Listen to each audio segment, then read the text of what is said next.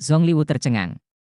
Dari apa yang dia lihat, ada lebih dari 3.000 master jiwa yang terbang di udara, yang berarti setiap kekuatan utama kerajaan jiwa surgawi bisa menggunakan alat jiwa tipe terbang. Apakah kekaisaran jiwa surgawi sedang melakukan upaya terakhir? Penatua ketiga berjalan dengan cepat di depan Zhong Liwu dan berbisik, "Pemimpin tertinggi, ledakannya seharusnya berasal dari tempat Legiun Insinyur Jiwa kedua ditempatkan. Dilihat dari seberapa kuat ledakannya dan kekuatan jiwa yang bergelombang di udara, kemungkinan besar itu berasal dari peluru meriam jiwa yang tidak bergerak." Zhong Liwu terkejut sekaligus marah. "Apa? Cangkang meriam jiwa yang tidak bergerak? Bukankah Kekaisaran Matahari Bulan satu-satunya yang memiliki hal-hal yang sangat merusak seperti itu? Bagaimana Kekaisaran Jiwa Surgawi bisa memiliki salah satunya? Bahkan jika mereka melakukannya, bagaimana mereka menembakkannya ke camp kita? Apa yang terjadi dengan alat jiwa pengawasan kita?" Tentu saja, tidak ada satupun master jiwa jahat di sebelahnya yang bisa menjawab pertanyaannya. Huo Yuhao berdiri di antara para penguasa jiwa jahat lainnya seperti Nangongwan, tetapi perhatiannya sepenuhnya terkonsentrasi pada Tangya. Dia sedang menunggu kesempatan, dan kesempatan ini perlahan terbentuk setelah ledakan besar, yang, bersamaan dengan serangan Kekaisaran Jiwa Surgawi, tampak seperti serangan habis-habisan telah dimulai. Reaksi Kekaisaran Matahari Bulan cepat. Meskipun ledakan itu membuat semua orang lengah, seluruh camp mulai bergerak bahkan ketika badai logam mendatangkan malapetaka. Perintah diberikan satu demi satu, dan Lin Hai, yang merupakan marshal, telah memasuki tenda komando dan mengarahkan pasukannya. 4 bagian depan alat jiwa lainnya tidak terpengaruh oleh gempa susulan atau riak apapun. Mereka mengaktifkan formasi pertahanan terkait, dan mereka juga mulai mengisi alat jiwa ofensif terkait untuk bersiap menghadapi pertempuran. Dulu ketika Kekaisaran Matahari Bulan membangun markas mereka di tempat ini, mereka telah bersiap untuk pertempuran yang panjang dan berlarut-larut. Mereka telah berkemah beberapa puluh kilometer dari kota roh surgawi. Hanya ada beberapa peluru meriam jiwa stasioner khusus yang bisa mencapai sejauh itu. Oleh karena itu, bahkan formasi ofensif mereka yang terhubung pun tidak dapat melintasi jarak itu. Mereka harus menunggu hingga individu kuat Kekaisaran Jiwa Surgawi berada dalam jangkauan sebelum mereka bisa membalas. Seorang utusan dengan cepat berlari mendekat dan mengumumkan, "Guru kerajaan, Komandan Lin Hai mengundang Anda untuk mendiskusikan berbagai hal di tenda komandan." Zhong Liwu mengangguk dan berkata, "Silakan ikuti saya, konsekrasi. Semua orang akan tetap di sini. Jangan pergi kecuali benar-benar diperlukan." "Ya." Kelompok Master Jiwa Jahat membungkuk sebagai tanda terima kasih. Zhong Liwu membawa 6 orang bakti, termasuk harimau kalajengking Douluo, dan berjalan cepat menuju tenda komando. Semua master jiwa jahat lainnya tetap tertinggal, termasuk Tangya. Huo Yuhao menghela nafas lega saat melihat Zhong-Liwu tidak membawa Tangya pergi. Dia bisa melihat peluangnya datang. Ada lebih dari 30 master jiwa jahat yang tersisa. Ada 4 judul Douluo dalam grup ini, termasuk Huo Yuhao, yang menyamar sebagai Masquerade Douluo, Nangongwan, tetua ketiga, dan tetua keempat. Itu berarti musuh sebenarnya mereka hanyalah tetua ketiga dan keempat. Tangya mungkin yang terkuat dari para master jiwa jahat lainnya. Meskipun ada beberapa Soul Douluo, jumlahnya sedikit. Teriakan perang yang memekakkan telinga terdengar di langit kota jiwa surgawi, seolah-olah tidak banyak master jiwa yang bergerak di langit. Sepertinya pasukan mereka juga maju ke depan. Kekaisaran Matahari Bulan tidak dapat memahami mengapa Kekaisaran Jiwa Surgawi memilih untuk melancarkan serangan di malam hari, karena malam hari tidak bermanfaat bagi prajurit mereka. Selain itu, Kekaisaran Matahari Bulan memiliki beberapa front alat jiwa, dan dengan seberapa kuat mereka, bahkan berjudul Douluo akan menuju kematian jika mereka menyerang mereka. Kekaisaran Jiwa Surgawi harus membayar terlalu banyak nyawa tanpa perlindungan kota roh surgawi untuk menjangkau mereka. Namun, Kekaisaran Matahari Bulan tidak berani meremehkan musuh mereka, meskipun itu masalahnya. Ledakan besar di kamp Legiun Insinyur Jiwa kedua sudah cukup untuk mengejutkan semua orang. Jika kerajaan jiwa surgawi bisa melakukan itu, apalagi yang bisa mereka lakukan? Huo Yuhao menunjuk ke arah Nangongwan dengan matanya, dan Nangongwan mengangguk padanya dengan lembut. Tidak ada yang tahu apa ledakan besar itu, tapi Nangongwan samar-samar bisa menebaknya. Satu-satunya hal yang dia tidak mengerti adalah bagaimana tepatnya Huo Yuhao berhasil menempatkan peluru meriam jiwa stasioner ke dalam kamp Legiun Insinyur Jiwa kedua. Seutas kekuatan spiritual melayang ke Huo Yuhao dan menyatu ke dalam tubuh ini. Kekuatan spiritual tidak berbentuk, dan dia tidak takut siapapun menemukannya. Dia menarik benang itu, dan bisa merasakan semangatnya pulih kembali. Kubah pertahanan yang terhubung telah membantunya, karena avatar spiritualnya baru saja naik ke langit sebelum Annihilation Storm meledak. Kuo Nu telah memerintahkan aktivasi kubah pertahanan yang terhubung, yang memblokir ledakan pertama ledakan, dan memberikan avatar spiritual Huo Yuhao kesempatan untuk melarikan diri dan kembali. Kakak kedua, biarkan aku kembali dan mengambil sesuatu. Saya akan segera kembali, kata Huo Yuhao kepada Nangongwan. Nangongwan mengangguk dan berkata, pergi, kembalilah secepat mungkin. Ya, Huo Yuhao mengakui sebelum dia melanjutkan menuju tendanya sendiri. Keempat sesepuh mengambil alih kelompok ini. Meskipun Song Liu baru saja memerintahkan mereka untuk tetap di sini, dia tidak mengatakan bahwa mereka sama sekali tidak boleh pergi. Masku Rade Doluo adalah seorang penatua, jadi tidak ada yang menghentikannya. Hubungan antara sesepuh berbeda dengan hubungan antara para bakti. Ada master jiwa jahat di antara para konsekrasi, dan master jiwa asing yang kuat. Meskipun mereka mempunyai status yang sangat tinggi, hubungan mereka satu sama lain tidak intim sama sekali. Para tetua berbeda, karena mereka hampir tumbuh bersama di Gereja Roh Kudus, dan telah bersama selama beberapa dekade, bahkan ada yang lebih dari 1 abad. Mereka memiliki hubungan yang baik satu sama lain. Masku Rade Doluo tidak terlalu cocok dengan grupnya, tapi dia masih cukup bersahabat dengan sesepuh lainnya. Oleh karena itu, tetua ketiga dan tetua keempat tidak bersuara menentangnya. Huo Yuhao dengan cepat bergerak menuju tendanya, dan kembali dalam sekejap mata. Nangongwan meliriknya dan mengangguk lembut, tapi tidak ada yang memperhatikan mereka. Tentara Kekaisaran Matahari Bulan dimobilisasi sepenuhnya. Tentara berkumpul dengan cepat, dan perintah militer dibagikan satu demi satu dari tenda komando. Insinyur jiwa Kekaisaran Matahari Bulan berkumpul di bagian depan alat jiwa, dan bahkan muncul di langit. Meskipun jumlahnya jauh lebih sedikit dibandingkan dengan Kekaisaran Jiwa Surgawi, semua orang tahu bahwa insinyur jiwa memiliki keuntungan besar di medan perang melawan para master jiwa. Mereka adalah satu tubuh dengan alat jiwa yang terhubung. Ledakan akibat Annihilation Storm mulai surut dan mereda. Ledakan mengerikan itu telah menelan hampir seperempat kamp utama Kekaisaran Matahari Bulan. Meski hanya daerah dekat pusat ledakan yang mengalami kerugian besar, namun ledakan tersebut menimbulkan kekacauan dan kepanikan bagi seluruh pasukan. Tenda komando harus mengarahkan dan mempersiapkan pasukannya untuk bertahan melawan musuh, dan mereka juga harus menghibur prajuritnya sekaligus merawat yang terluka. Seluruh kubu Kekaisaran Matahari Bulan tampak berantakan. Penatua ketiga mengerutkan kening dan bertanya-tanya dengan suara keras, itu aneh, mengapa peluru meriam jiwa yang tidak bergerak meledak di kamp kita sendiri? Mungkinkah itu kecelakaan? Tanya tetua keempat. Tetua ketiga menggelengkan kepalanya dan memandangnya dengan jijik. Kamu sangat bodoh. Legiun Insinyur Jiwa kedua bahkan tidak memiliki cangkang meriam jiwa yang diam dengan statusnya, jadi bagaimana bisa terpicu secara tidak sengaja? Bahkan Legiun Insinyur Jiwa peringkat binatang memiliki paling banyak satu, dan mereka berada di bawah perlindungan ketat. Kami bahkan tidak memiliki satupun di kamp tentara kami karena 2 Legiun Insinyur Jiwa peringkat binatang menggunakan persediaan mereka dalam perang sebelum ini. Lalu apa yang terjadi? Penatua keempat bertanya dengan bingung. Mungkinkah mata-mata itu menyelinap ke kamp kita meskipun pertahanan kita ketat? Setidaknya, saya yakin tidak ada orang yang memiliki kemampuan itu.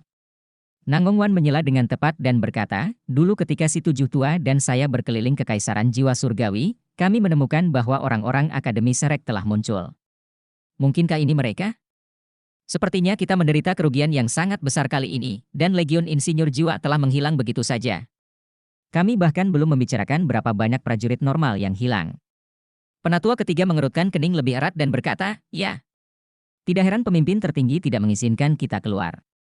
Kalau tidak, saya ingin melihat jenis peluru meriam jiwa stasioner apa itu. Nangongwan berkata, pemimpin tertinggi melakukan ini demi kebaikan kita sendiri, dia mengkhawatirkan keselamatan semua orang. Anda tidak perlu banyak bicara. Baiklah. Tetua ketiga memindai para master jiwa jahat lainnya. Semua orang menundukkan kepala pada saat yang sama ketika mereka bertemu pandang, kecuali Tangya. Huo Yuhao berkata, kakak kedua, kenapa saya tidak melihat tenda komando? Saya ingin mengetahui apa sebenarnya yang terjadi. Nangongwan menjawab, pergi. Tapi menurutku pemimpin tertinggi sedang tidak dalam suasana hati yang baik, jadi sebaiknya berhati-hatilah. Ya. Huo Yuhao mengakui saat dia berjalan menuju tenda komando. Penguasa jiwa jahat seperti mereka, terutama mereka yang bergelar Douluo, memiliki status transenden di dalam kamp tentara. Meskipun mereka dalam keadaan siaga tinggi dan kewaspadaan tinggi, tidak ada yang berani menghentikan mereka. Tetua ketiga menyaksikan Huo Yuhao pergi, dan dia tidak dapat menahan diri untuk tidak berkomentar, menyamar menjadi jauh lebih normal selama beberapa hari terakhir. Menurutku, bersamanya jauh lebih nyaman dibandingkan sebelumnya. Kudengar dia tidak merusak gadis-gadis setelah pemimpin tertinggi menegurnya hari itu? Nangongwan terkekeh dan berkata, mungkin dia takut pemimpin tertinggi akan menghukumnya. Penatua ketiga mendengus dan berkata, dia tahu bagaimana cara merasa takut? Ini bukan pertama atau kedua kalinya pemimpin tertinggi menegurnya karena kebiasaan buruknya. Sepertinya dia telah menjanjikan sesuatu padanya kali ini. Tahukah kamu apa itu, saudara kedua?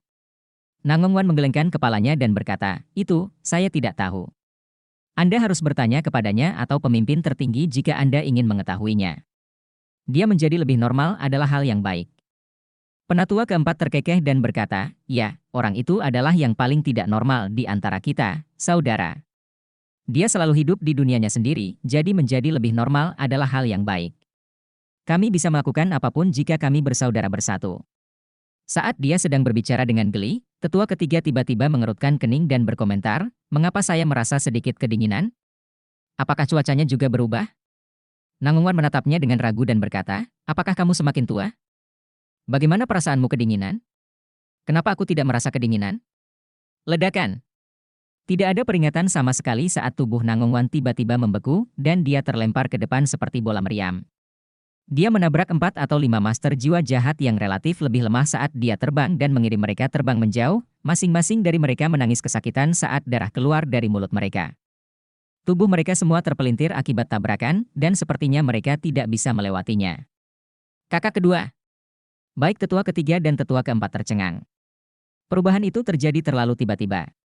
Bayangan hijau buram muncul hampir seketika di samping tetua ketiga, dan aura yang sangat tajam turun ke arahnya. Tetua ketiga terkejut dan lengah. Dia percaya dirinya kuat, tetapi gelombang kekuatan jiwa musuhnya menekannya sedemikian rupa sehingga dia sulit bernapas. Dia bertepuk tangan tanpa sadar saat dia mengaktifkan penghalang jiwa pelindung kelas 9 dan penghalang tak terkalahkannya pada saat yang bersamaan. Ledakan hebat terdengar saat pelindung jiwa kelas 9 miliknya terkoyak. Cahaya keemasan berkedip terus-menerus pada Invincible Barrier miliknya, dan sepertinya itu pecah. Masalah terbesar dari Invincible Barrier adalah bahwa itu hanya bisa dibuat di kelas 7. Itu lebih cocok untuk master jiwa yang relatif lebih lemah, dan itu paling efektif pada standar itu. Namun, itu kurang efektif untuk dan melawan judul Douluo. Bayangan hijau perlahan-lahan muncul, itu adalah lagu penatua. Elder Song menerobos pertahanan eksternal Elder ketiga dengan satu serangan. Serangannya sangat cepat saat bayangan hijau yang tak terhitung jumlahnya menyelimuti dirinya. Api keemasan yang menyilaukan menerangi langit di sisi lain. Suara burung phoenix yang menggelegar terdengar saat tetua keempat diselimuti oleh bola api yang bersinar. Pedang Netherworld-nya terbang ke atas dan ke bawah, tapi dia hampir tidak bisa bertahan saat dia dipukul mundur terus-menerus. Siluet muncul pada saat yang sama di sekitar mereka, dan mereka dengan cepat melancarkan serangan terhadap para master jiwa jahat, yang begitu terkejut hingga mereka membeku secara naluriah. Orang-orang ini muncul terlalu tiba-tiba. 6 atau 7 master jiwa jahat terluka parah akibat serangan mereka segera setelah mereka muncul, dan selain Nangongwan, yang dikirim terbang menjauh, sepertiga dari kekuatan master jiwa jahat dicukur habis. Akademi Shrek adalah orang yang bertanggung jawab atas penyergapan mendadak ini.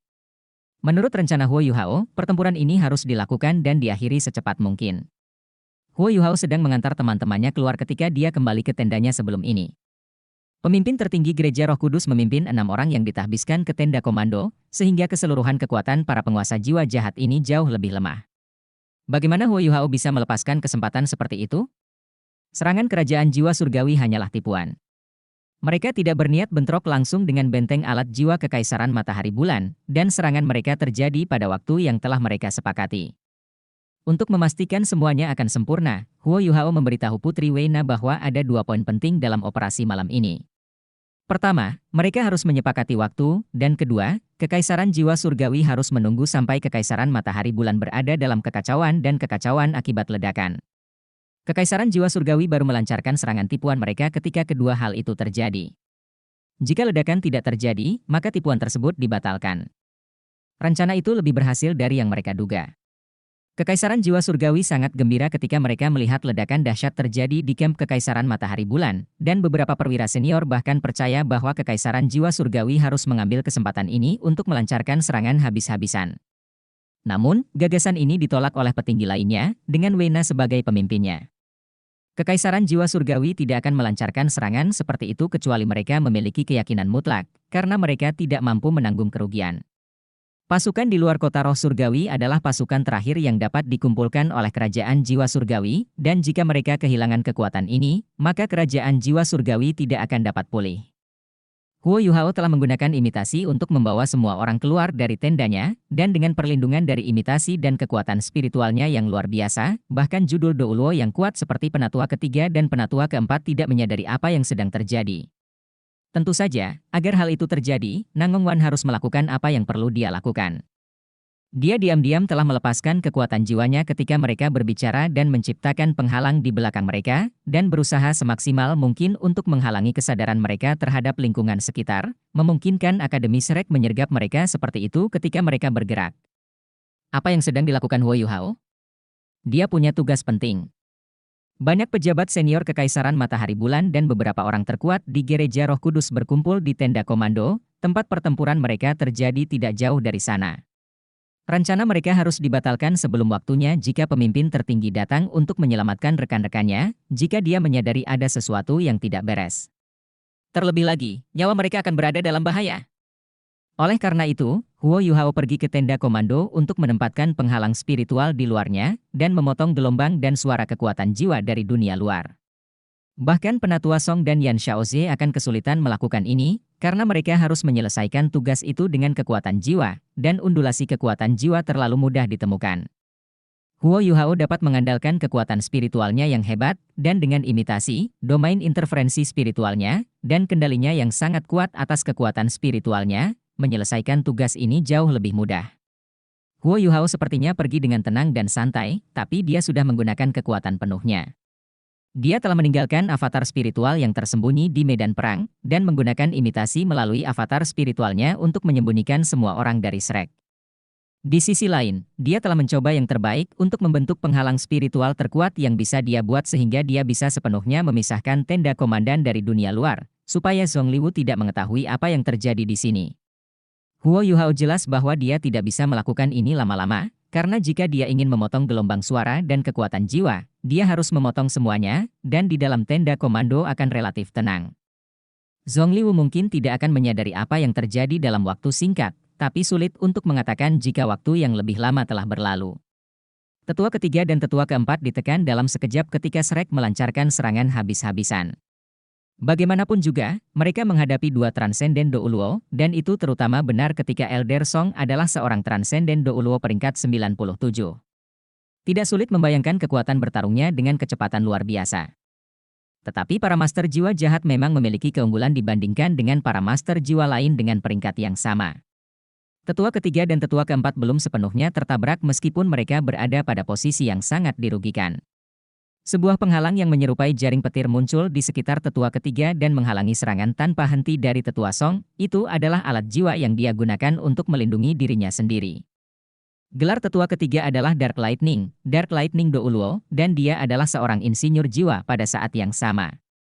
Dia telah menggabungkan jiwa bela dirinya dengan alat jiwa yang dia ciptakan sendiri, dan memiliki serangkaian kemampuan bertarung yang unik. Dia memperkuat kekuatan keterampilan jiwanya dengan alat jiwa, dan semua serangannya memiliki kekuatan Dark Lightning. Petir gelap ini memiliki elemen petir yang hebat serta benang kejahatan yang hanya bisa diserap dari tumpukan orang mati. Kekuatan tetua ketiga menjadi lebih kuat ketika ada lebih banyak orang mati di sekitarnya. Badai pemusnahan baru saja membunuh banyak insinyur jiwa dan tentara dalam ledakan tersebut, dan semua aura gelap dan jahat itu tidak jauh dari tempat ini. Penatua ketiga dapat menyalurkan sebagian dari itu, dan dia menggunakan kekuatan penuhnya saat dia melepaskan petir gelapnya dan melepaskan segala macam alat pelindung jiwa.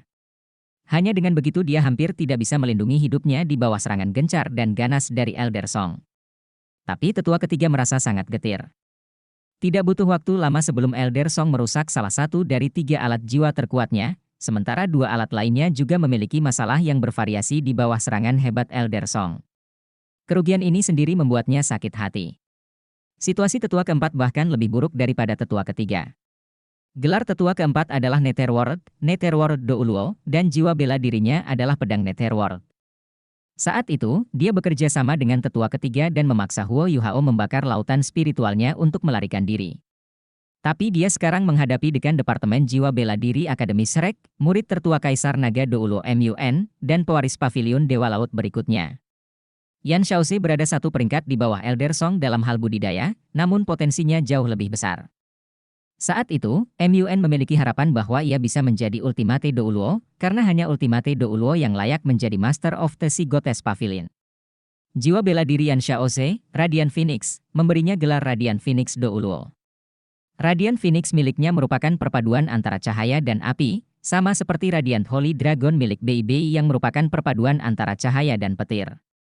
Meskipun dia tidak memiliki jiwa bela diri ultimate yang murni, kombinasi elemen cahaya dan api merupakan perlawanan yang luar biasa terhadap kemampuan Netherworld Douluo. Ada kesenjangan besar antara budidaya mereka pada saat yang sama. Netherworld Douluo sudah mengeluarkan darah di seluruh wajahnya, dan dia menderita luka yang relatif parah saat dia berjuang untuk hidupnya. Dia tidak ragu untuk membakar kekuatan jiwanya, dan dia menyalurkan inti jiwanya ke tingkat setinggi mungkin sebelum dia bahkan bisa mempertahankan diri dari serangan Yan Xiaoze. Namun, meski pada akhirnya dia bisa tetap hidup. Akademi Shrek telah memperoleh keunggulan absolut dalam dua pertempuran ini, sementara pertempuran lainnya dianggap tidak terlalu sulit. Alasannya adalah karena Shrek, selain dua Douluo transenden, memiliki binatang buas. Raja Beruang Es, bayi kecil, adalah orang terakhir yang bergerak, karena dia memerlukan waktu untuk meningkatkan serangannya. Ketika dia berjalan keluar dari imitasi Huo Yuhao, badai salju yang dahsyat melolong dan mendatangkan malapetaka. Di bawah kendali yang disengaja, badai salju hanya terjadi di sekitar penguasa jiwa jahat, dan meluncur ke arah mereka. Saat itu, dia telah menurunkan badai salju dari langit dan menahan seluruh legiun insinyur jiwa Phoenix Api. Dia sekarang melepaskannya dari tanah, dan kekuatannya jauh lebih mengerikan. Namun, Huo Yuhao takut badai salju akan terlalu kuat, dan pemimpin tertinggi Gereja Roh Kudus akan terkejut. Oleh karena itu, dia meminta bayi kecil untuk mengurangi kekuatan badai saljunya. Jika tidak, badai salju akan menjadi lebih menakutkan. Bayi kecil hampir menekan seluruh master jiwa jahat sendirian. Kesenjangan dalam budidaya mereka dan kekuatan Ultimate Ice yang menakutkan berarti bahwa para master jiwa jahat itu, yang paling banter hanyalah Soul Douluo, hanya bisa bertarung untuk melindungi hidup mereka. Tim Akademi Shrek muncul terlalu tiba-tiba. Para penguasa jiwa jahat tidak menyangka, bahkan dalam mimpi terliar mereka, bahwa begitu banyak musuh akan muncul di area inti camp Kekaisaran Matahari dan Bulan, dan musuh mereka akan menjadi begitu kuat. Mereka tertangkap basah sejak awal. Tangya mungkin yang paling tenang dari semua master jiwa jahat. Dia bereaksi segera setelah Nangong Wan diusir dengan cepat.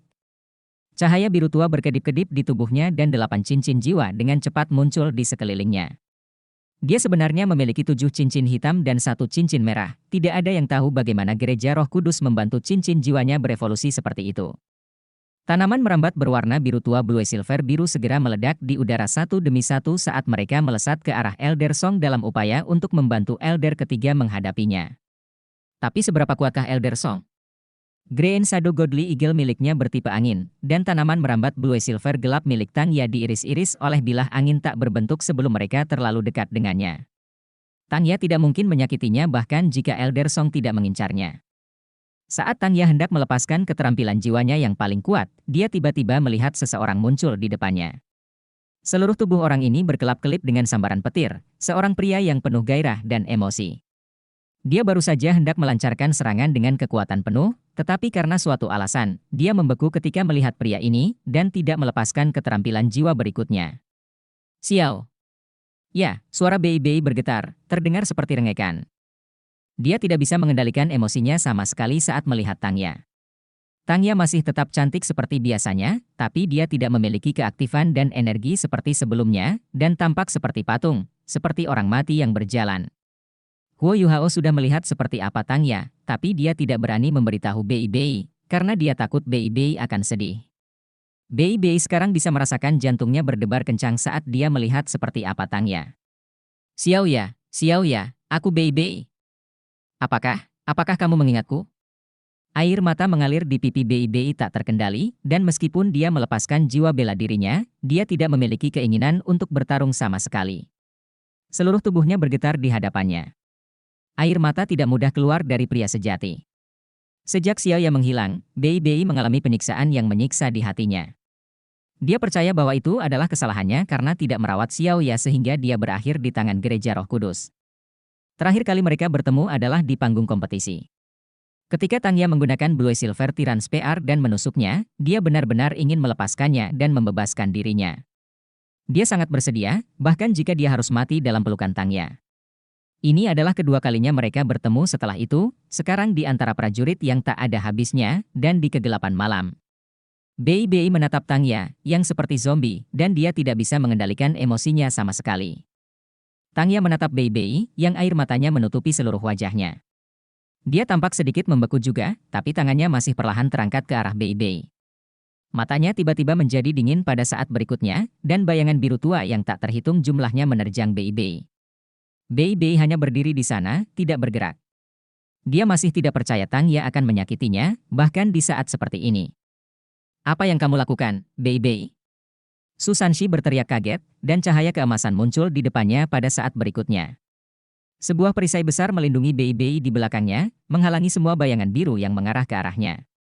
Tubuh Bei bergetar ketika dia membentak Su Sanshi, yang bergegas ke sisinya.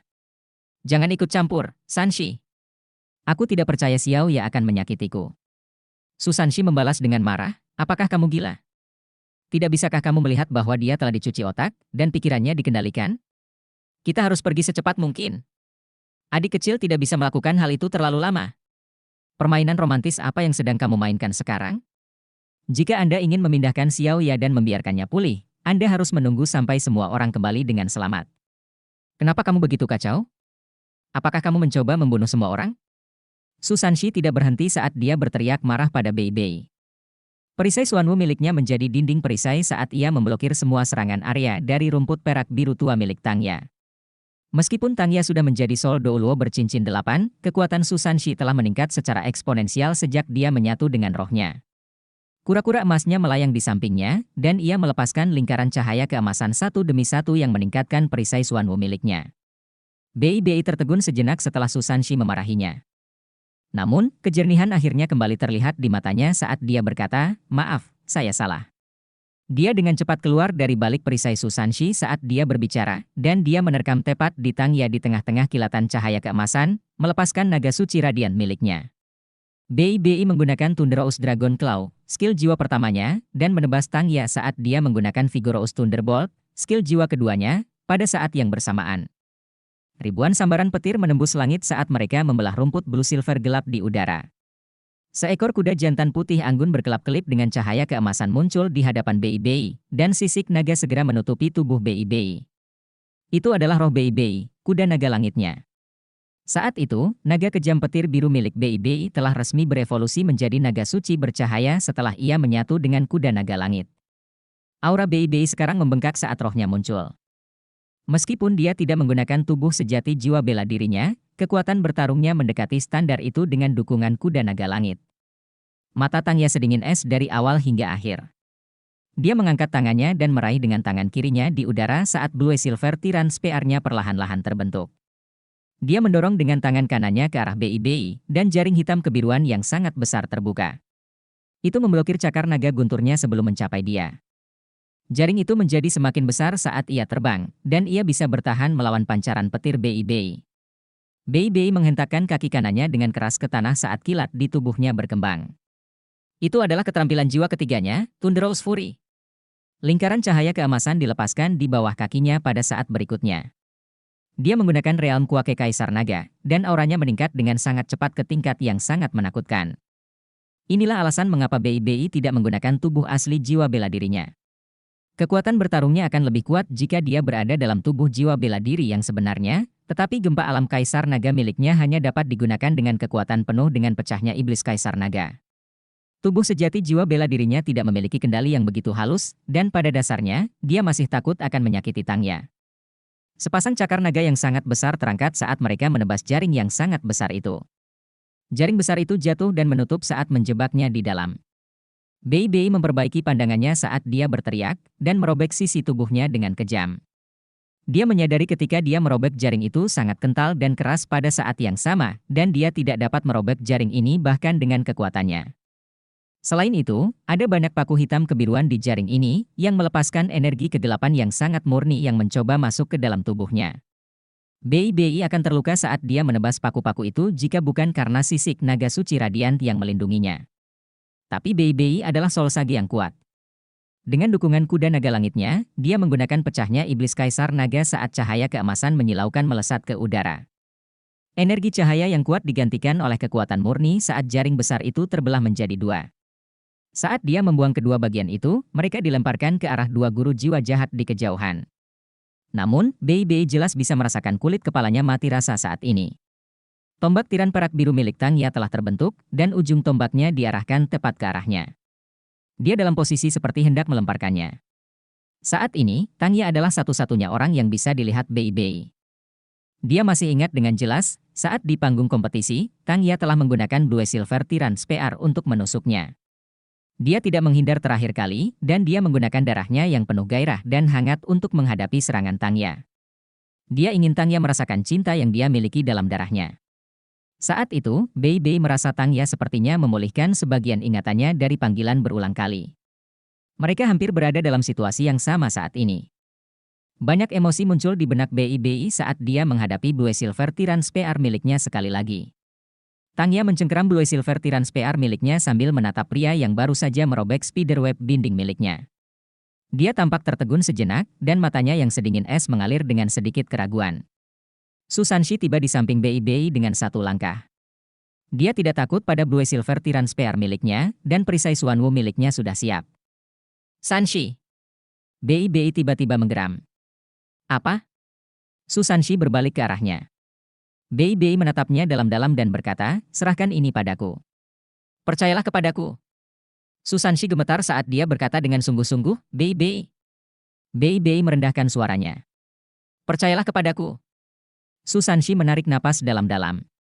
Dia memegang perisai Xuanwu emasnya saat dia mundur selangkah. Namun, dia tidak meninggalkan pertarungan. Raja Beruang Es, bayi kecil, mengendalikan seluruh medan perang, prajurit Akademis Shrek memiliki keunggulan mutlak meskipun jumlahnya sedikit. Yang paling mengintimidasi dari sekte Tang adalah Ji Juan dan Ye Gui. Pedang penghakiman Ji Juan melepaskan niat pedang yang hebat, dan setiap ayunan pedangnya adalah mimpi buruk bagi para master jiwa jahat itu. Situasi Ye Gui bahkan lebih baik.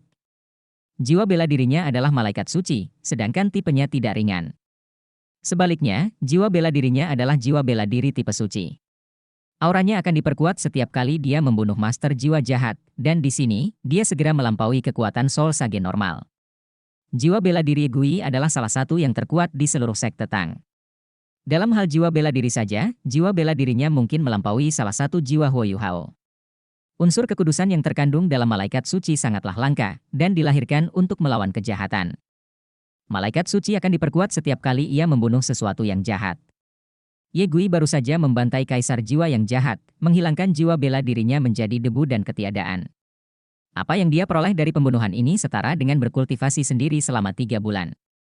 Tidak mudah untuk menemukan sesuatu yang jahat dari hari ke hari, tetapi Gereja Roh Kudus adalah lawan yang paling cocok bagi Ye Gui untuk memperkuat dirinya. Lebih jauh lagi, hampir setiap kemampuan master jiwa jahat akan dilawan di hadapan malaikat sucinya. Elemen cahaya bisa melawan kejahatan, tapi tidak sekuat itu. Para master jiwa jahat telah menyelidiki cara menangani elemen cahaya selama bertahun-tahun, dan mereka memiliki serangkaian metode mereka sendiri. Namun, tidak banyak yang bisa mereka lakukan untuk melawan unsur kesucian. Kekudusan merupakan lawan alami bagi mereka, dan kekudusan selalu mengalahkan kejahatan, jadi hal ini merupakan urusan sepihak. Alasan mengapa unsur kekudusan begitu kuat adalah karena ia hampir tidak memiliki musuh alami, sekaligus dapat melawan segala kejahatan dan kegelapan. Roh pembalas terbang di depan Ye Gui. Jika dia adalah kaisar jiwa biasa, dia harus sangat berhati-hati saat menghadapi guru jiwa jahat. Jika dia tidak cukup berhati-hati, lautan spiritualnya mungkin akan terpengaruh. Namun, saat melawan Ye Gui, dia hanya bersinar dengan cahaya keemasan sebelum roh pembalas itu berteriak secara tragis dan menghilang. Kekuatan pemurnian bahkan menyebabkan roh pembalas tersedot ke dalam tubuh Ye Gui untuk mengisi kembali dirinya dan meningkatkan budidayanya. Hasilnya, kekuatan bertarung Ye Gui dilepaskan sepenuhnya saat dia bertarung di bawah perlindungan Raja Beruang Es. Dia adalah mimpi buruk bagi setiap master jiwa jahat. Huo Yu Hao telah mempertaruhkan segalanya untuk menyelamatkannya sebelumnya karena dia secara alami dapat mengekang tuan jiwa jahat. Saat kemampuan Ye Gui meningkat, pencegahannya terhadap master jiwa jahat juga semakin kuat. Ye Gui sudah hampir menjadi Soul Sage. Setelah pertarungan ini, dia yakin bahwa dia bisa membuat terobosan untuk menjadi Soul Sage. Ketika itu terjadi, malaikat sucinya akan memiliki 4 sayap, dan keseluruhan kemampuannya akan meningkat pesat. Dia tidak akan takut bahkan melawan jiwa Douluo yang jahat. Nan Qiuqiu mengikuti di samping Ye Gui, berkoordinasi dengannya. Malaikat suci Ye Gui adalah yang paling efektif melawan penguasa jiwa jahat, sementara Nan Qiuqiu menggunakan kemampuan pemusnahan naga rubi untuk melindunginya, memungkinkan kekuatan ofensif Ye Gui dilepaskan hingga batasnya. Bukan hanya Nan Qiuqiu. Xiao Xiao juga melindungi Ye Gui. Trelive Soul Truth Cauldron miliknya digunakan sebagai jiwa bela diri tipe kontrol untuk mengisolasi Ye Gui dari musuh-musuh mereka. Hal ini mencegah terlalu banyak musuh muncul langsung di depannya, memungkinkan Ye Gui mengeluarkan kemampuannya dengan lebih baik. Selain mereka bertiga, semua orang juga menunjukkan kekuatan mereka. Kemampuan Jiang Nanan telah meningkat pesat sejak dia menyatu dengan roh ruby soft tendon Python. Saat ini, seekor ular piton yang panjangnya lebih dari 3 meter membuat kerusuhan di medan perang. Bagian yang paling aneh adalah ia memiliki kemampuan yang dimiliki Jiang Nanan. Hanya ini saja sudah cukup untuk membuatnya sekuat kura-kura emas Susanshi. Jiang Nanan telah berubah menjadi tubuh sejati jiwa bela diri saat ini, tapi itu bukanlah kelinci tulang lunak miliknya. Sebaliknya, dia telah menggabungkan tubuh sejatinya ke dalam ruby soft tendon Python miliknya, sehingga meningkatkan kemampuan rohnya secara signifikan. Dia mengandalkan ukuran ular pitonnya untuk mengganggu proses di medan perang, dan para master jiwa jahat tidak dapat berkumpul. Xiaoya! Bei Bei berteriak pada Tangya, yang telah mengangkat Blue Silver Tiran Spear miliknya.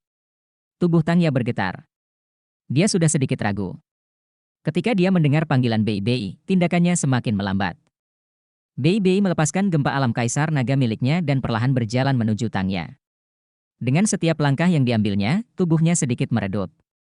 Setelah 3 langkah, sisik naganya telah hilang sepenuhnya, dan jiwa bela dirinya bahkan telah ditarik kembali. Dia mengungkapkan penampilan aslinya. Xiaoya, aku Bei Bei. Apakah kamu ingat saya? Bei Bei berjalan menuju Tangya.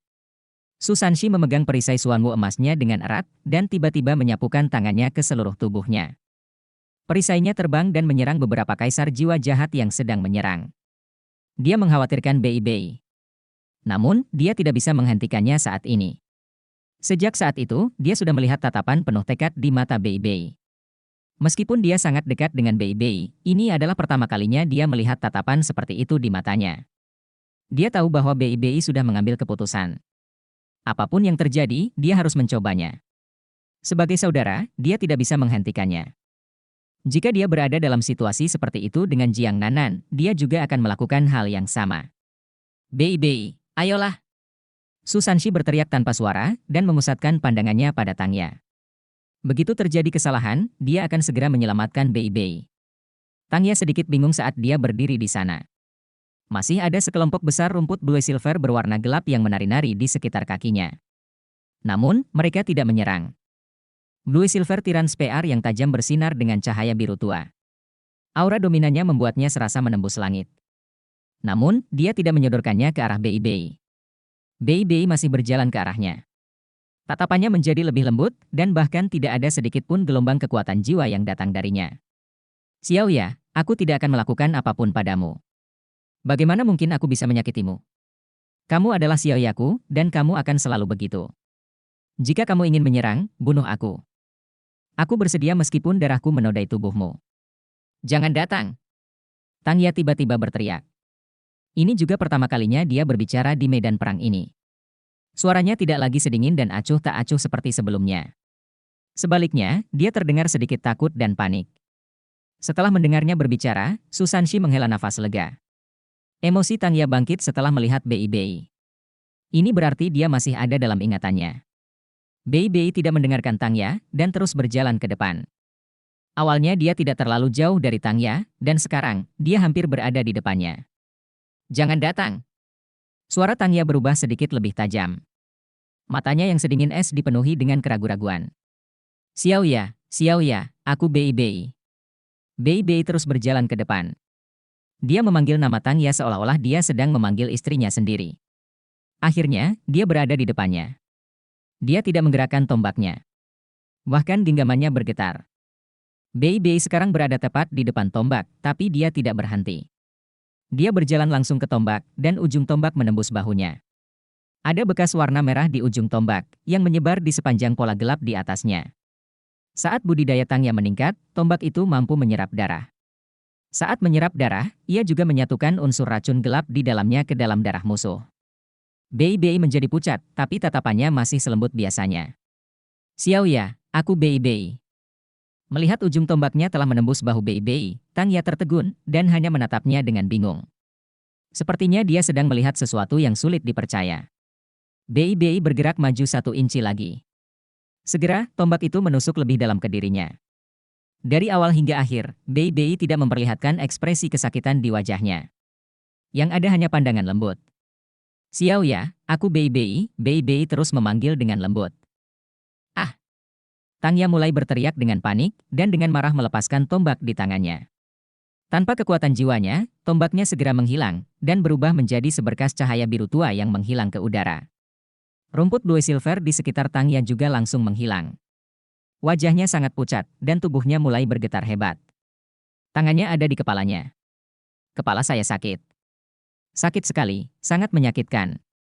Bei menahan rasa sakit di bahunya dan bergegas maju, memeluk Tangya. Meskipun tubuh Tangya sedingin es saat ini, dan dipenuhi aura kegelapan yang intens, saat Bei memeluknya, air mata mengalir tak terkendali dari matanya. Sudah berapa tahun? Sejak Tangya hilang, sudah bertahun-tahun berlalu. Dia akhirnya bisa memeluknya lagi. Xiao ya, kamu tidak tahu betapa bahagianya perasaanku saat ini. Berapapun harga yang harus kubayar, aku akan mentraktirmu. Melihat Bei berhasil, Su Sanxi sangat senang. Dia menyerbu ke arah Bei dan berbisik, baiklah, ayo cepat pergi, sehingga kita bisa meminta junior kecil untuk pergi. Bei memutar untuk melihatnya dan mengangguk cepat. Setelah itu, dia membawa Tangya pergi dan melarikan diri menuju tenda Masquerade Douluo. Pintu menuju demi planet spektral sudah terbuka. Tenda Komando Kekaisaran Matahari Bulan. Sebagai pengajar kerajaan dan pemimpin gereja Roh Kudus, Zhongliu duduk di kursi utama. Bahkan Lin Hai hanya duduk di sisinya. Sejumlah besar pesanan telah diturunkan. Seluruh markas sibuk dengan pertarungan ini. Zhongliu sangat muram. Selain Lin Hai, ada juga banyak komandan Kekaisaran Matahari Bulan lainnya di dalam tenda. Saat Zhongliu dan ke-6 orang yang ditahbiskan dari aula ibadah gereja Roh Kudus berada di dalam tenda, mereka semua ketakutan. Mengapa tidak ada yang melapor setelah sekian lama? Ada apa dengan prajuritmu? Zhongliu bertanya pada Lin Hai. Lin Hai mengerutkan alisnya dan berkata, ini seharusnya tidak terjadi. Sudah beberapa waktu. Para pembawa pesan harus terus-menerus melaporkan informasi. Setelah serangkaian perintah diturunkan sebelumnya, tenda komando menjadi tenang. Mereka telah menunggu beberapa lama, tetapi tidak ada lagi utusan yang datang. Bagaimana pertarungan berlanjut tanpa perintah apapun? Oh, ekspresi Zhongliu tiba-tiba berubah. Dia segera berdiri. Ada yang tidak beres. Mengapa sepi sekali? Meskipun tenda komando dapat mengisolasi kebisingan dengan cukup baik, harusnya ada pergerakan di luar. Ayo keluar dan melihatnya. Saat dia berbicara, dia keluar. Tentu saja tidak ada utusan yang datang. Ini karena Masquerade Douluo ada di luar. Setelah memasang penghalang spiritual, Huo Yuhao telah menghentikan 3 gelombang utusan. Dengan penghalang spiritual yang mengisolasi semua suara dari luar, ketiga gelombang utusan itu ditipu ke sudut gelap di samping tenda komando melalui domain interferensi spiritual Huo Yuhao. Mereka juga tidak sadarkan diri. Tirai tenda dibuka, dan Zhongliu adalah orang pertama yang keluar. Melihat Zhongliu keluar, Huo Yuhao terkejut. Hal-hal di sisi lain belum selesai, belum semua orang mundur. Huo Yuhao tahu bahwa mereka sedang memperjuangkan waktu saat ini. Setiap detik akan membuat rekan satu timnya lebih aman. Bei baru saja menjemput Xiao Ya, dan hendak mundur menuju tendanya. Deteksi spiritual Huo Yuhao menyelimuti seluruh medan perang. Dia tahu semua yang terjadi. Waktu. Huo Yuhao tiba-tiba memikirkan sesuatu, dan dengan cepat bergegas maju 2 langkah. Dia berteriak panik, pemimpin sekte, segalanya tidak berjalan baik. Kami telah disergap oleh orang-orang dari Akademi Shrek. Meskipun dia berteriak, dia menghalangi jalan Zhongliu. Apa? Setelah keluar dari tenda, Zhongliu segera merasakan ada yang tidak beres. Ada apa dengan gelombang kekuatan jiwa aneh di udara? Mengapa saya tidak merasakan apapun sebelumnya? Namun, dia tidak bisa mempedulikannya saat ini. Dia buru-buru berteriak, semua disucikan, ikuti saya untuk menghadapi musuh. Namun, badai salju yang kuat tiba-tiba mengamuk pada saat itu. Di bawah komando Huo Yuhao, Raja Beruang Es telah menekan kemampuannya selama ini dan tidak melepaskan badai salju dengan kekuatan penuhnya. Namun kini, area yang dicakup oleh badai salju langsung meluas. Jarak pandang sangat berkurang, menghalangi pemimpin sekte dan gereja Roh Kudus yang disucikan untuk melihat dengan jelas. Semua penginderaan melalui kekuatan jiwa dikurangi hingga titik terlemahnya karena keterampilan jiwa tipe domain yang sangat kuat ini. Zhongliu berteriak dengan marah dan memukul tangan kanannya ke depan. Bola cahaya ungu yang kuat dilepaskan dari telapak tangannya. Cahaya ungu ini menyebar di udara, berubah menjadi bola ungu tua. Kemanapun bola-bola ini lewat, kepingan salju di udara akan meleleh dan menghilang. Dia tidak bisa diganggu sama sekali dengan badai salju, dan langsung menyerang ke medan perang. Dia sangat percaya diri dengan kemampuannya sebagai Titlet Douluo. Di sisi lain, semua orang dari Akademi Shrek juga segera melarikan diri saat melihat BIBI membawa Xiaoya pergi. Penatua Song memukulkan telapak tangannya ke arah penatua ketiga, melukainya secara kritis, memuntahkan darah dalam prosesnya. Namun, dia tidak mau repot-repot memberikan pukulan terakhir dan mematikan padanya sebelum dia berubah menjadi seberkas cahaya hijau giok yang segera melintas, menembak langsung ke arah Zhongliu. Jika tidak ada yang menghentikan anggota gereja Roh Kudus yang mendekat, mereka tidak akan bisa melarikan diri. Cincin jiwa ke-6 Yan Xiaoze terangkat. Alasan mengapa dia dan penatua Song tidak dapat membunuh penatua ketiga dan keempat dengan cepat adalah karena mereka menekan kekuatan mereka. Mereka tidak bisa mengambil risiko menghasilkan undulasi kekuatan jiwa yang kuat yang mungkin ditemukan Zhongliu. Huo Yuhao mampu mengisolasi kebisingan dan gelombang kekuatan jiwa, tetapi kebenarannya akan tetap terungkap jika getaran di tanah terlalu kuat. Namun saat ini, tidak ada lagi yang perlu mereka sembunyikan. Yan Xiaoze melepaskan kekuatan penuhnya. Seekor burung phoenix emas cerah mengepakkan sayapnya dan bertabrakan dengan tetua keempat. Pada saat yang sama, ia terbang langsung menuju Master Jiwa Jahat yang mendekat, dan memaksa Master Jiwa Jahat yang mengganggu orang-orang dari Sekte Tang kembali. Mereka secara alami mengambil kesempatan ini untuk langsung kembali ke tenda Huo Yuhao. Yan Xiaoze mengikuti Elder Song dengan cermat.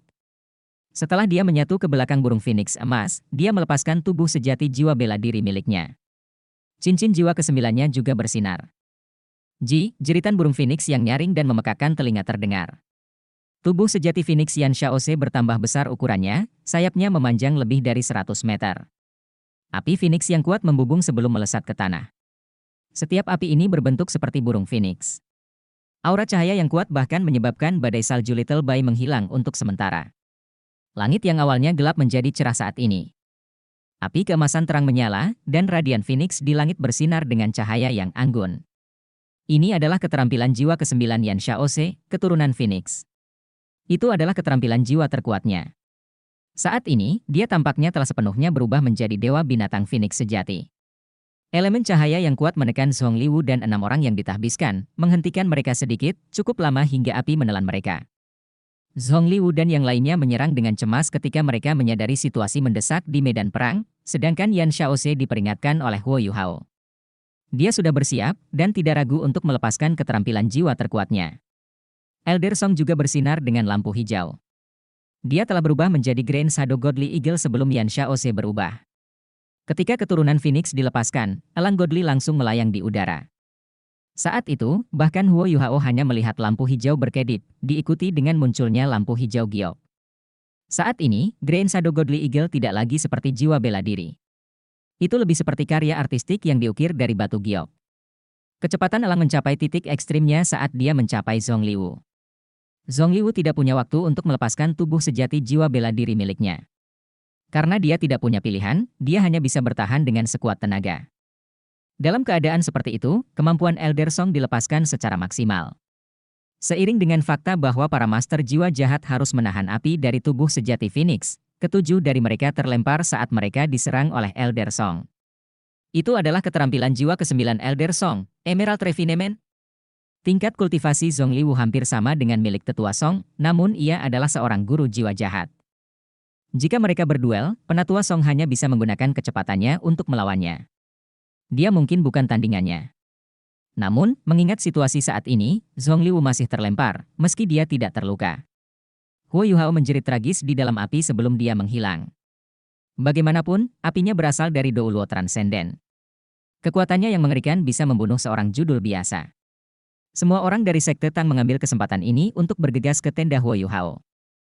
Mereka menyembunyikan diri mereka di dalam badai salju dan berjalan menuju demi planet spektral Huo Yuhao. Lingkaran putih tiba-tiba terlepas dari api, perlemahan massal. Ruang di sekitarnya terdistorsi dari domain interferensi spiritualnya.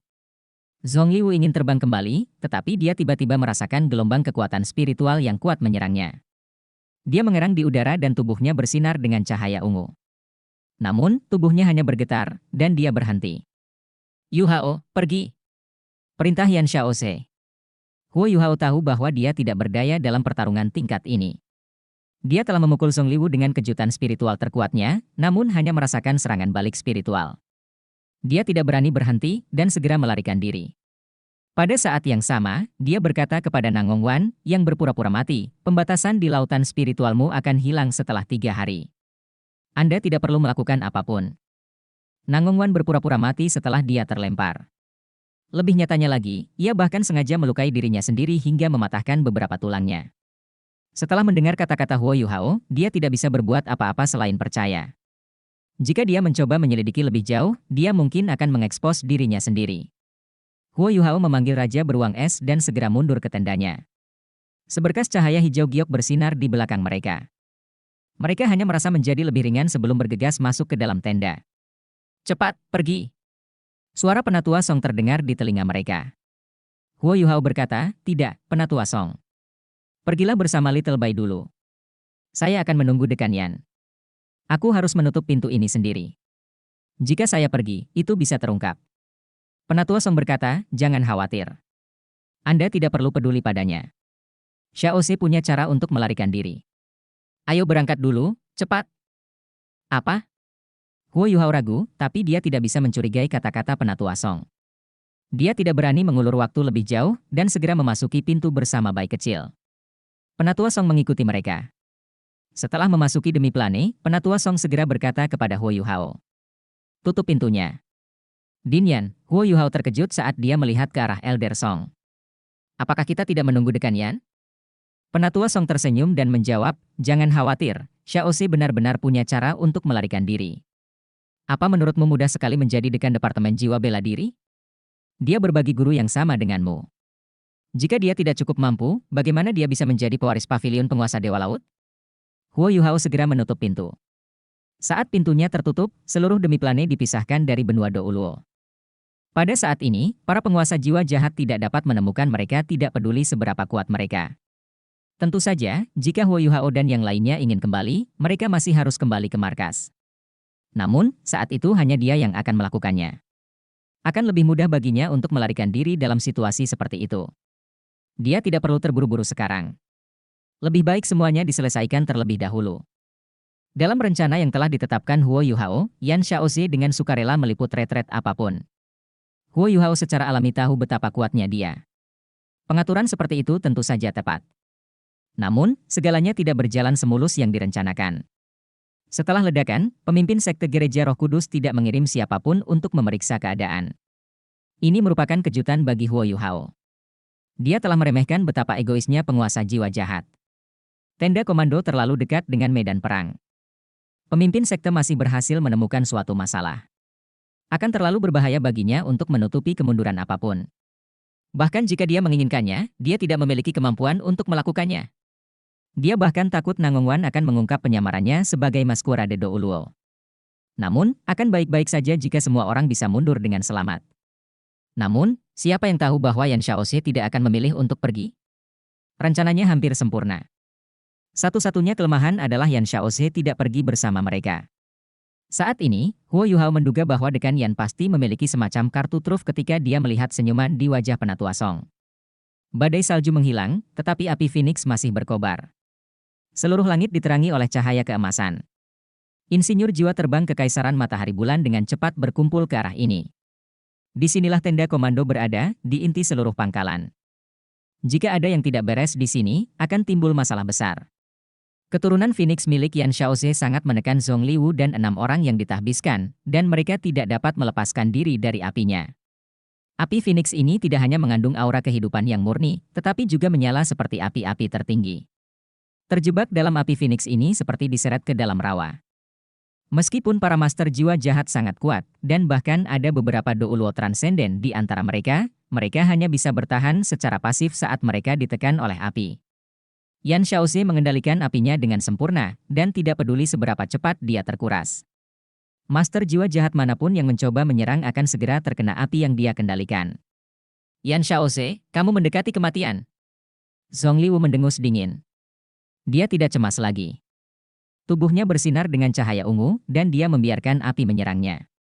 Dia berdiri di sana tanpa bergerak. Serangan luar biasa Yan Xiaoze ditujukan pada area yang luas. Bahkan jika dia adalah seorang transenden Douluo, dia akan sangat terkuras, namun dia mengabaikan semua biaya. Dalam keadaan seperti itu, dia tidak akan bisa bertahan lama. Begitu dia tidak bisa bertahan lagi, dia akan dikutuk. Ada begitu banyak penguasa jiwa jahat. Mungkinkah mereka tidak bisa menghadapi Douluo transenden dalam kondisi lemah? Maskurade Douluo telah menghilang dalam kobaran api. Zongliwu secara pribadi menyaksikannya. Dia merasa sangat menyesal. Setiap judul Douluo adalah aset penting bagi Gereja Roh Kudus, meskipun budidaya Maskurade Douluo kemungkinan besar akan tetap stagnan. Apalagi, dia tidak tahu berapa banyak kerugian yang dialami pihaknya. Bagaimana kabar penatua kedua, ketiga, dan keempat? Jangan bilang mereka sudah mati juga? Mustahil. Dari aura sebelumnya, sepertinya hanya ada 3 Douluo transenden dari Akademi Serek. Bagaimana mereka bisa membunuh 4 dari kita yang berjudul Douluo, meskipun hanya ada 3? Mereka bahkan melakukannya dengan sangat cepat. Zongliwu sudah tenang saat dia berjemur di dalam api. Namun, dia tidak mengerti mengapa Akademi Serek tiba-tiba menyerang. Penyergapan singkat seperti itu tidak mungkin menimbulkan kerusakan apapun.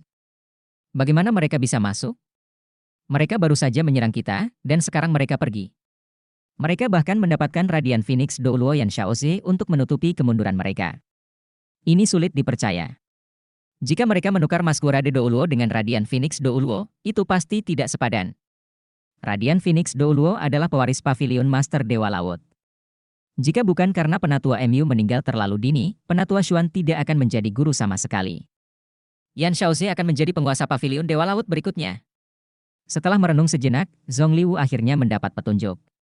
Tidak peduli apa yang terjadi, dia harus melakukan yang terbaik untuk membunuh Yan Xiaoze. Selama Yan Xiaoze meninggal, kerugian yang mereka derita kali ini tidak akan sia-sia. Nyala api semakin melemah.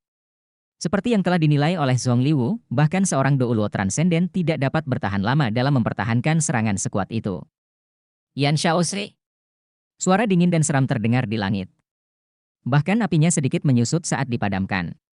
Sebelum apinya benar-benar padam, Zongliwu mendengus, dan punggungnya mulai bersinar dengan cahaya ungu. Dia berubah menjadi sosok tua berwarna keunguan yang menunjuk ke arah Yan Xiaoze. Cincin jiwa ke-8 Zongliwu bersinar terang. Seberkas cahaya keunguan setipis jarum langsung menyapu langit. Kemanapun seberkas cahaya keunguan itu lewat, bahkan nyala api pun langsung tertembus. Yan Xiaoze mengerang di udara. Zongliwu melesat pergi, dan dia akhirnya melepaskan diri dari api yang juga padam saat ini. Yan Xiaoze mendapatkan kembali wujud manusianya dan mendarat di tanah, sedikit terhuyung. Ada bola api keunguan menyala di dadanya. Dia berjuang untuk menghidupi dirinya sendiri. Keenam orang yang ditabiskan telah dengan cepat mengelilinginya. 2 di langit dan 4 di tanah, menjebaknya. Zongliwu ada di depannya. Ini adalah jebakan yang bahkan tidak bisa dilepaskan oleh Douluo transenden seperti dia. Yan Xiaoze, menurutmu kemana kamu akan melarikan diri? Zongliwu mengumpat dengan dingin. Yan Xiaoze tersenyum.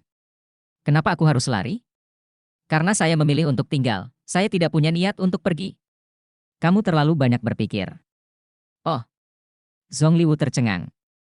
Dia tidak menyangka Yan Xiaoze akan begitu tenang, meskipun dia dikepung dan telah terkena keterampilan jiwa ke-8-nya, Godly Death Needle.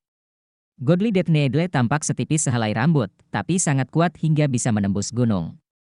Itu secara khusus digunakan untuk mengatasi semua jenis keterampilan jiwa pelindung. Di antara semua keterampilan jiwa saat ini yang diketahui Zongliwu, tidak ada satupun yang bisa menolak Godly Death Needle miliknya. Untuk menghindari rasa sakit hati, seseorang hanya bisa berusaha menghindarinya. Namun, Godly Death Needle dapat mengunci targetnya, dan tidak mudah untuk dihindari. Api keunguan di dada Yan Xiaoze berasal dari Godly Death Needle. Dia menggunakan kekuatan api poenisnya untuk melawan Godly Death Needle. Zongliwu sama sekali tidak merasa terganggu dengan kenyataan itu. Jika Godly Death Needle miliknya begitu mudah untuk ditangani, itu tidak akan cocok untuk menjadi skill jiwa ke-8-nya. Ketika jarum ini memasuki entitas biologis apapun, ia akan memicu sejenis api yang disebut api layu. Tidak peduli apa jenis unsur kekuatan jiwa, itu akan dihancurkan di bawah api pelayuan. Itu seperti seorang guru jiwa yang membakar kekuatan jiwa dan lautan spiritualnya. Api layu ini mempercepat pembakaran kekuatan jiwa dan lautan spiritual seseorang, dan master jiwa tidak mungkin memadamkan apinya. Selama proses pembakaran, tidak ada kekuatan tempur luar biasa yang dikeluarkan. Sebaliknya, master jiwa perlahan-lahan akan mengalami penurunan. Zongliu melirik ke arah yang lain dari gereja Roh Kudus dan berkata dengan dingin, "Apakah kamu benar-benar berpikir kamu akan beruntung?" Dia tampak sangat muram. Tidak banyak orang dari gereja Roh Kudus yang dapat berdiri. Tetua ketiga dan keempat tampak terluka parah dan kesulitan untuk merangkak berdiri. Nangongwan bahkan bertingkah seolah dia tidak bisa bangun. Lebih buruk lagi, Nyonya Suci Blue Silver tidak terlihat. Zongliu sekarang berniat membalas dendam. Hal terakhir ini membuatnya marah sekali. Penting untuk diketahui bahwa Nyonya Suci Blue Silver dan Nyonya Suci Phoenix adalah penerus yang telah dia asuh. Nyonya Suci Phoenix masih menerima perawatan di markas besar gereja Roh Kudus karena api jahat di tubuhnya. Di sisi lain, segalanya berjalan sangat lancar dengan Nyonya Suci Blue Silver. Berdasarkan situasi saat ini, pikirannya akan dimurnikan sepenuhnya, dan dia akan kehilangan kesadaran dirinya sepenuhnya. Mereka dikenal sebagai penerus bukan karena mereka akan memerintah gereja Roh Kudus di masa depan, tetapi karena mereka akan menjadi individu terkuat di gereja. Zongliu sangat menyadari bahwa ibunya dan Long Xiaoyao sudah sangat tua. Sulit untuk mengetahui berapa lama lagi mereka bisa hidup. Bagaimana sekte master jiwa jahat seperti gereja Roh Kudus bisa tetap kuat tanpa Ultimate Douluo? Jika mereka berdua mati, semua orang pasti akan mengeroyok mereka. Gereja Roh Kudus memiliki metode rahasia yang dapat merangsang kemampuan guru jiwa, sehingga pengikutnya dapat berkembang pesat. Namun, ada sisi negatif dari metode rahasia ini. Itu benar-benar merusak pikiran seseorang, dan mereka akan percaya bahwa mereka hanyalah mesin pembunuh. Dengan metode rahasia seperti itu, seorang guru jiwa yang sangat berbakat dapat ditingkatkan secara bertahap, dan mungkin bisa menjadi seorang Ultimate Douluo. Namun, master jiwa harus mawas diri, tubuhnya harus cukup murni, dan jiwa bela dirinya harus sesuai. Tang Ya dan Ma Xiaotao adalah kandidat yang menurutnya cocok. Sebagai perbandingan, Ma Xiaotao jauh lebih berbakat. Setelah api Phoenix miliknya menyatu dengan api jahat, api itu akan berevolusi menjadi api tertinggi. Begitu dia menjadi Ultimate Douluo, dia akan menjadi Ultimate Fire Douluo. Dia bahkan akan lebih kuat dari Ye Shishui dan Long Xiaoyao. Namun, Ma Xiaotao tidak terlalu cocok dengan metode rahasia, justru karena dia terlalu berbakat dan apinya terlalu mendominasi. Sangat sulit untuk merusak pikirannya. Meskipun ada beberapa efeknya, pikirannya tidak terlalu terpengaruh, bahkan setelah sekian lama. Meskipun Tang Ya tidak berbakat seperti Ma Xiaotao, dia jauh lebih cocok dengan metode rahasia. Setelah dia meminum obat tersebut, pikirannya telah sepenuhnya dilahap oleh racun jahat. Kultivasinya meningkat pesat. Dalam hal peringkat, dia hampir mencapai standar Ma Xiaotao. Setelah Tang Ya menjadi judul Douluo, metode rahasianya akan selesai. Ketika itu terjadi, hanya beberapa artikel khusus yang diperlukan untuk membantu mengendalikannya. Di masa depan, dia pasti akan menjadi kartu truf terbesar gereja Roh Kudus. Ketika Ye Shishui dan Long Xiaoyao tidak ada lagi, Tang Ya akan hadir untuk memastikan bahwa gereja Roh Kudus dapat bertahan 100 tahun lagi tanpa jatuh. Karena betapa pentingnya dia, Zongliu menyimpan Scorpion Tiger Douluo bersamanya untuk melindunginya. Namun, Tang Ya telah menghilang. Penting untuk diketahui bahwa gereja Roh Kudus telah menggunakan banyak sumber daya di Tang Ya. Lagi pula, Zongliu tidak hanya mengembangkan Ultimate Douluo yang sangat kuat. Dia juga harus memastikan bahwa dia akan menikmati umur panjang setelah dia menjadi Ultimate Douluo. Itu adalah satu-satunya cara dia dapat memaksimalkan manfaat bagi sekte tersebut. Hilangnya Tang Ya bahkan lebih memilukan daripada kematian Masquerade Douluo. Dia sangat marah sekarang karena dia ingin memusnahkan Akademi Shrek sekarang juga. Yan Xiaoze, kemana kamu membawa Nyonya Suci Blue Silver? Zongliu bertanya dengan dingin. Yan Xiaoze tersenyum dan berkata, Nyonya Suci Blue Silver yang mana? Saya tidak tahu siapa yang Anda bicarakan. Zongliu mendengus marah, kamu sudah di sini, kenapa kamu masih berakting? Apakah kamu benar-benar berpikir aku tidak akan berani membunuhmu? Tidak, itu terlalu mudah bagimu. Aku akan menjadikanmu bonekaku, boneka yang merupakan Douluo transenden, jiwa kita tidak akan pernah berinkarnasi. Setelah mendengar ancamannya, Yan Xiaoze masih tersenyum, dan terlihat sangat tenang. Zongliu, kamu terlalu banyak berpikir. Cepat, pergi dan selamatkan mereka yang terluka. Aku tidak akan bermain denganmu lagi. Selamat tinggal. Saat dia berbicara, Yan Xiaoze tiba-tiba terbakar dengan api emas. Bahkan api ungu di dadanya dilahap oleh api emas tersebut. Lalu, dia perlahan menghilang ke dalam api.